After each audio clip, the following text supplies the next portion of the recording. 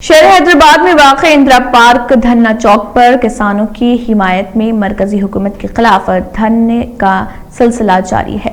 इसी के तहत देवी ने हाईटेक न्यूज से बात करते हुए तफसीलात बताई और किसान मुखालिफ बिलों की शदीद मजम्मत की और बढ़ती महंगाई पर भी बातचीत की है। देखिए उनका क्या कहना है। मेरा नाम देवी है। मैं यहाँ हैदराबाद में जो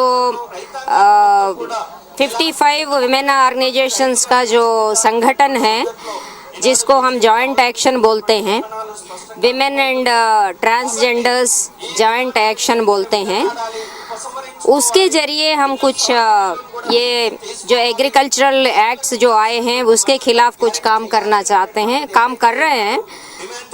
जो औरत हैं, किसान हैं, उनका तो कल मीटिंग यहीं पे हुआ था, लेकिन उसके बाद हमको ये लगने लगा कि ये जो एग्रीकल्चरल बिल्स जो लाए गए हैं ये सिर्फ इसका असर जो है सिर्फ खेतों के ऊपर या खेतकारी के ऊपर नहीं होता, ये सारे लोगों के ऊपर होता है। जैसे कि आप तो जानते हैं कि हमारी भूखी मरी की रेट देखिए, हम कितना 94 रैंक है हमारा 107 कंट्रीज से।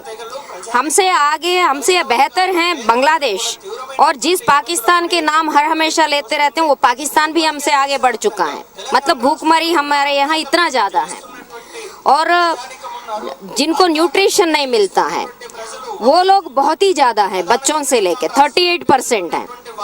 इस सवाल में अगर हम देखेंगे, जैसे कि ये लॉकडाउन के बाद ये माहौल बना है, प्याज का भाव क्या खरीद रहे हैं आज हम 80 रुपीज़ खरीद रहे हैं केजी, और हमको डिस्काउंट दिया जा रहा है प्याज के भाव पर कि 40 रुपये 50 रुपये में डिस्काउंट मिल रहा है आपको।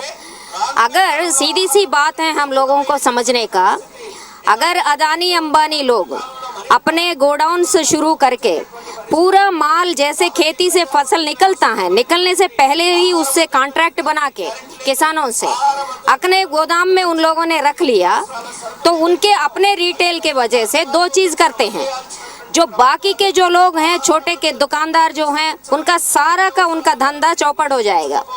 दूसरी बात, ये अपनी मनमानी से कितना भी दांव लगा के अपना ये सारे चीज़ें बेचेंगे। मतलब दाल हो, चावल हो या प्याज हो, अपने हिसाब से बेचेंगे। यानी कि आज जो हम 80 रुपये में खरीद रहे हैं वो 200 रुपये में भी नहीं मिलेगा प्याज। इसका मतलब क्या है? हम क्या खाएंगे, नहीं खाएंगे, या हमको भूखे मार देना, ये पूरा अंबानी अदानी के हाथों में ये बिल्स रख रहे हैं। तो ये सबसे खतरा है, सभी लोगों को खतरा है, खास करके जो बस्तियों में रहते हैं, जो यहाँ पे शहर में रहते हैं, गरीब लोग हैं, उनका तो खाना ही मुश्किल हो जाएगा। मतलब जैसे भाव बढ़ता जाएगा, हम तो जानते हैं 2-3 टाइम खाने वाले अब 2 टाइम खा रहे हैं, अब 2 टाइम खाने वाले भी बंद करके 1 टाइम खाना पड़ेगा। ये खतरा जो है हमारे लोगों के कानून तक नहीं पहुंचा, किसी ने समझाया नहीं।